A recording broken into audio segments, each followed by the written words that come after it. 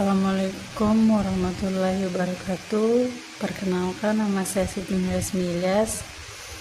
Di sini saya akan membahas salah satu kasus korupsi yang berjudul tentang awal mula kasus korupsi bansos COVID-19 yang menjerat Juliari hingga divonis 12 tahun penjara.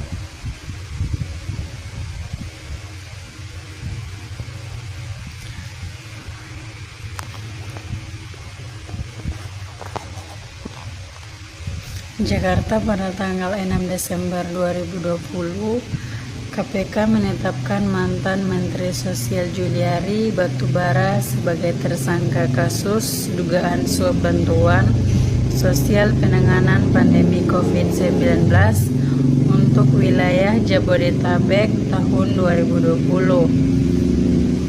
Penetapan tersangka Juliari saat itu merupakan tindak lanjut atas operasi tangkap tangan yang dilakukan KPK pada Jumat 5 Desember 2020.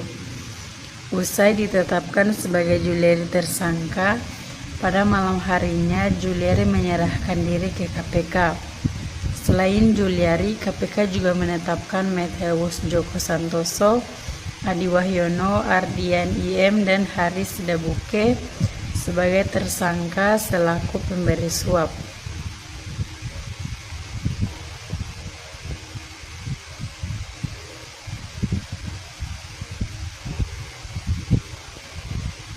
Menurut KPK, kasus ini bermula dari adanya program pengadaan bansos penanganan COVID-19 berupa paket sembako di Kemensos tahun 2020 dengan nilai sekitar 5,9 triliun dengan total 272 kontrak dan dilaksanakan dengan 2 periode. Juliari sebagai Menteri Sosial saat itu menunjuk Mattheus dan Adi sebagai pejabat pembuat komitmen atau PPK dalam pelaksanaan proyek tersebut dengan cara penunjukan langsung para rekanan dan diduga disepakati ditetapkan adanya fee dari tiap-tiap paket pekerjaan yang harus disetorkan pada rekanan kepada Kemensos melalui Mattheus.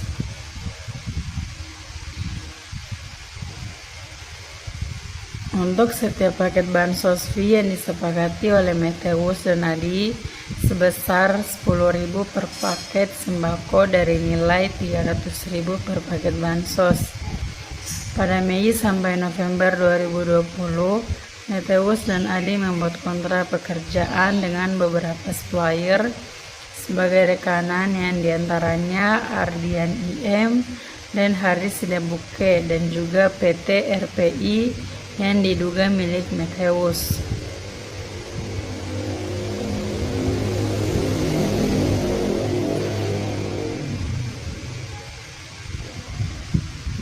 Penunjukan PT RPI sebagai salah satu rekanan tersebut diduga diketahui Juliari dan disetujui oleh Adi.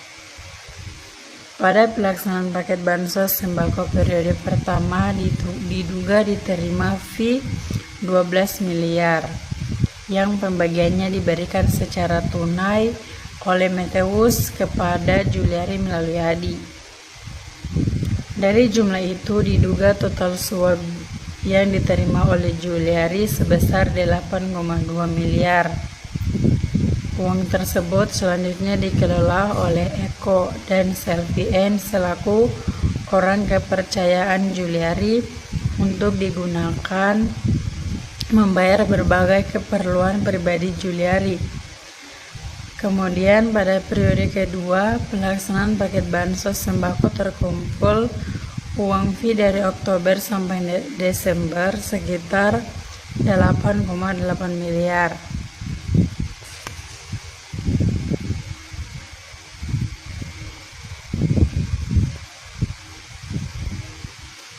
Sehingga total uang suap yang diterima oleh Juliari menurut KPK adalah sebesar 17 miliar.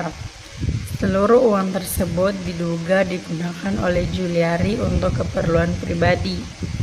Atas perbuatannya itu, Juliari disangkakan melanggar pasal 12 huruf atau pasal 12 huruf B atau pasal 11 Undang-Undang Nomor 31 Tahun 1999 tentang pemberantasan tindak pidana korupsi, sebagaimana telah diubah dengan Undang-Undang Nomor 20 Tahun 2001 tentang perubahan atas Undang-Undang Nomor 31 Tahun 1999 tentang pemberantasan tindak pidana korupsi JO pasal 55 ayat 1 K1 KUHP.